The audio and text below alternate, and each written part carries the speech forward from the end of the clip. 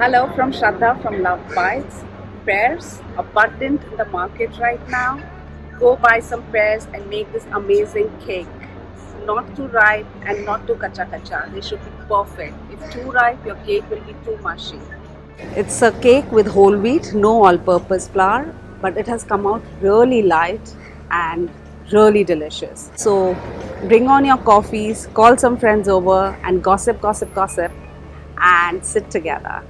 Do give it a try, do like, do subscribe and click on the bell icon for notifications. Until next time, bye-bye.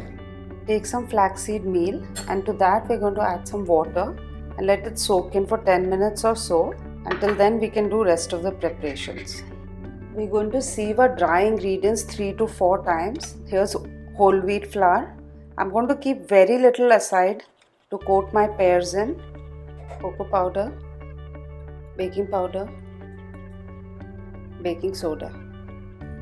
I'm not adding salt to this recipe because I've taken salted butter. So this is my third time sieving. Because it's whole wheat, please do it a few times. It'll make your cake lighter. Let's take some pears. We're going to peel it and chop it. So don't take very hard pears or overripe. It should be ripe. I've peeled it. Now let's chop it.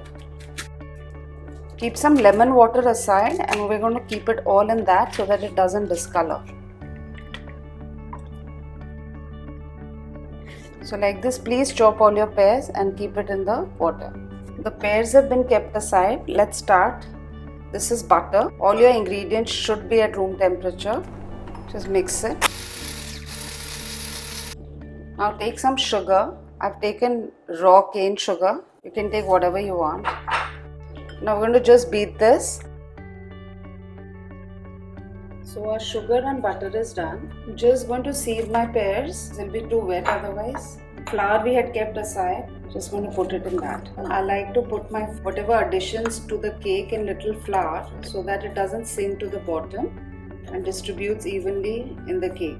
Keeping the pears aside, butter and sugar. Add some hot water, vanilla extract, vinegar. Mix it. Here's the flaxseed which we had soaked in water. It's become flaxseed gel. We're going to add that. So this is working as your egg replacement in this cake. Let's mix it through. Make sure your flaxseed is well mixed. We don't want any lumps. Yes, it's well mixed. Now let's add in our dry ingredients. Mix till combined, don't overdo it. So you can hear the action between the vinegar and the soda and the baking powder. Take your pears and add that. Just a gentle mix now, don't overdo it. Yeah, done. Take the prepared tin and just pour it in that. Preheat your ovens to 180 degrees centigrade and we'll just try and decorate this with sliced pears. Take a pear and now we're going to make slices to decorate the cake. I don't want very thick slices, just decent sized. Like this we're going to slice some pears.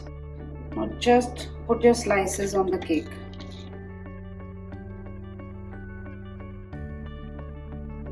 Just press it down slightly.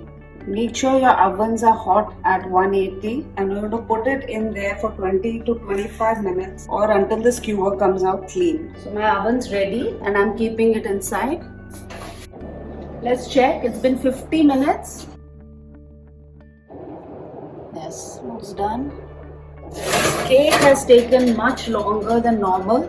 Keep the cake to cool and we almond it when it's cool. And this cake has taken too long. It's taken approximately 50 minutes in my oven. So do gauge yours and make it, but it's come out really beautiful and rustic. The cake feels cool to touch.